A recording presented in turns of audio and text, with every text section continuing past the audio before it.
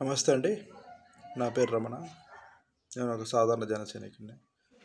So ఇక్కడ 24 సీట్లని అందరం దించుకుంటున్నాం.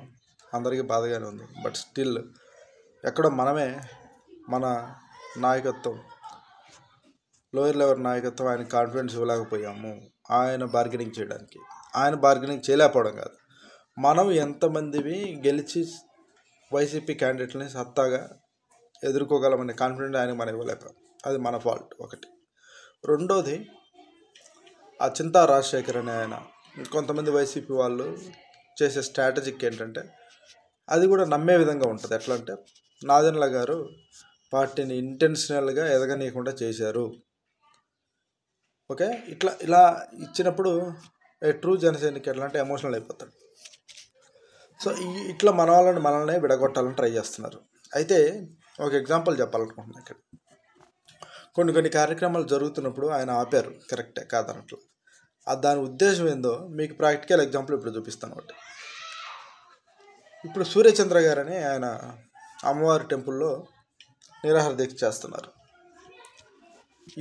ఇంత బిలీవ్ చేస్తే పార్టీ కార్యక్రమాలు చేసుకోండి, పార్టీని ఎదగనియండి, మీకు సాధ్యమైనంత ఖర్చు పెట్టండి, మీరు సాధ్యమైనంత వరకు పార్టీని బలోపేతం చేయండి అని చెప్తున్నారు. చేయండి. స్టేట్ వైడ్గా మొత్తం కార్యక్రమం ఇచ్చినప్పుడు చేయండి, ఎక్కువ శాతం. విడివిడిగా చేస్తే ప్రాబ్లం అవుతుంది అనే పాయింట్ ఆఫ్ వ్యూలో ఆయన ఆ రోజున ఆపారు. ఇప్పుడు తీసుకోండి ఎగ్జాంపుల్, ఈయన నమ్ముకున్నారు. ఈయన ఏమంటున్నారు, ఒక రబ్బర్ చెప్పులు వేసుకున్నవాడిని నేను అసెంబ్లీకి పంపిస్తా అన్నారు పవన్ కళ్యాణ్ గారు. అది నేను నమ్మి వచ్చాను. రబ్బర్ చెప్పులు ఉన్నాడు అసెంబ్లీకి వెళ్ళాలని ఆశ ఉండకూడదు, 100 కోట్లు మినిమం ఉంటేనే ఎమ్మెల్యే పోటీ చేయడానికి అర్హుడు. సో ఈ విషయం సామాన్యుడికి తెలియాలా, ప్రతి జనసైనికుడికి తెలియాలా అనేది ఆయన ఈ వాయిస్ తీసుకున్నాడు. మొన్నటిదాకా పవన్ సీట్ వచ్చింటే అసలు ఈ వర్షన్ బయటకు వచ్చిండేది కాదు. ఓకే, ఆయన ఎన్ని కోట్లు ఉండి బయటకు వచ్చారా, 2 కోట్లు ఉన్నాయా, 5 కోట్లు ఉన్నాయా, 10 కోట్లు ఉన్నాయా తర్వాత విషయం. సీట్ రాలేదు కాబట్టి ఈ వర్షన్ తీసుకున్నాడు. సో హ్యూమన్ అనేవాడు ఎంతసేపు ఉన్న ఆపర్చునిటీగా ఉంటాం మనం. సో దాన్ని కూడా వాళ్ళ ఆలోచనలో పెట్టుకుంటారు. సో ఆ వేలో రేపొద్దున వీళ్ళకి సీట్ రాబోతే వీళ్ళు అగెనెస్ట్ అవుతారేమనే భయంతో కూడా కొన్ని కార్యక్రమాలు పార్టీకి అనుసంధానంగా లేనప్పుడు ఆపమంటారు. అంత మాత్రాన పార్టీని నాదెండ్ల గారు మోసం చేస్తున్నట్టు, నాశనం చేస్తున్నట్టు కాదు దాని అర్థం అక్కడ. ఓకే, నెక్స్ట్, రబ్బర్ చెప్పులు వేసుకునేవాడిని అసెంబ్లీకి పంపిస్తారన్న వాయిస్ ఆయన 25 సంవత్సరాల తర్వాత, ఇప్పుడు 10 సంవత్సరాలే జరిగింది. లేదంటే 25 సంవత్సరాల తర్వాత ఆయన ఇనిషియేట్ తీసుకుంటే పార్టీ అంటే ఆయన తదనంతరం అలాంటి వాళ్ళు వెళ్ళాలనేది ఆయన ఉద్దేశం. ఇప్పుడు కూడా ఏం చెబుతున్నారు, ఆయన 25 సంవత్సరాల తర్వాత అన్నా సరే కనీసం ఇప్పుడు డబ్బు లేకుండా రాజకీయం చేయలేని పరిస్థితిలో ఉన్నాం. ఇంకో 25 సంవత్సరాల తర్వాత అయినా సరే డబ్బు లేకుండా రాజకీయం చేయగలిగే పరిస్థితులు రావాలి ఆంధ్రప్రదేశ్లో అనేది ఆయన కోరిక. అది కోరికకి పాసిబిలిటీకి జరగటానికి చాలా తేడా ఉంటుంది.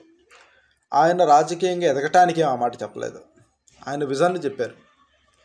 ఆయన విజన్ అది. ఒక సామాన్యుడు రాష్ట్రం పట్ల నిబద్ధత ఉన్నాడు, ఒక సామాన్యుడు కూడా రాజకీయానికి వెళ్ళగలిగేటట్టు ఉండాలి అనేది ఆయన నిబద్ధత. సో దాని గురించి ఇప్పుడు మీకేదో సీట్ రాలేదని సూర్యచంద్ర గారు, మీరు మీ క్రెడిబిలిటీని, మీ యొక్క సిన్సియారిటీని నేను కోచింగ్ చేయట్లేదు. కాకపోతే ఇప్పుడు ఆ నిరాహార దీక్ష కూర్చొని ఇప్పుడు మిమ్మల్ని పోలీసులతో సహా రౌండ్ చేపించి మిమ్మల్ని నిరాహార దీక్ష చేపిస్తారు వైసీపీ వాళ్ళు. ఎందుకంటే ఇప్పుడు వాళ్ళు మీకు సహకారం ఇస్తారు. మీరు పోతే పార్టీని ఇంకా బ్లేమ్ చేయొచ్చు. అది మీరు ఒకసారి ఆలోచించుకోండి సూర్యచంద్ర గారు. అట్లాగే ఇప్పుడు ఎవరైతే ఎమోషనల్ అయ్యే వాళ్ళందరూ రాజశేఖర్కి ఇచ్చారు, ఎవరు రాజేష్కి సీట్ ఇచ్చారు, మన కళ్యాణ్ దిలీప్కి ఇవ్వలేరా అంటున్నారు కొంతమంది. రాజేష్ ఆయన ఒక కమ్యూనిటీ తరపున, అణగారిన వర్గాల తరపున ఆ స్థాయిలో ఆ పరిస్థితుల్లో ఎవరు లేరు. అతనికి ఆపర్చునిటీ వచ్చింది. ఎప్పుడైనా సరే రాజకీయాలు ఆ వర్గాల్లో ఉన్న రిఫైన్ అత్యంత తెలివికల్లో అత్యంత మాబ్ యాక్సెప్టెన్స్ ఉన్న వాళ్ళకి వస్తుంది అది. సో అతను ఆ విధంగా సాధించుకున్నాడు. లాస్ట్ 10 ఇయర్స్లో అతను కష్టపడే విధానం, అతను ఎక్స్పోజ్ చేసుకునే విధానం, అతను మార్కెటింగ్ చేసుకునే విధానం అవన్నీ కలిసి వచ్చినాయి. అతనికి అట్లా వచ్చింది. కళ్యాణ్ దిలీప్ గారు ఎక్స్పోజ్ చేసుకోలేదంటే చేసుకున్నారు. బట్ కొన్ని కారణాలు ఉంటాయి దానికి కూడా. ఇతను మన మాట వింటాడా, ఇతను ఓన్ థాట్ ప్రాసెస్లో వెళ్ళిపోతాడా. సో ఇట్లా చాలా కారణాలు ఉంటాయి. అంతేగాని మనలో మనం బ్లేమ్ చేసుకునేది అంత కాదు. ఆ 24 మంది అయినా గట్టిగా పనిచేసి గెలిచే వాళ్ళు ఉండగలిగితే రేపు 24 సీట్లు కూడా చాలా కీ రోల్ ప్లే చేస్తాయి. దయచేసి అర్థం చేసుకోండి. జై హింద్, జై జనసేన.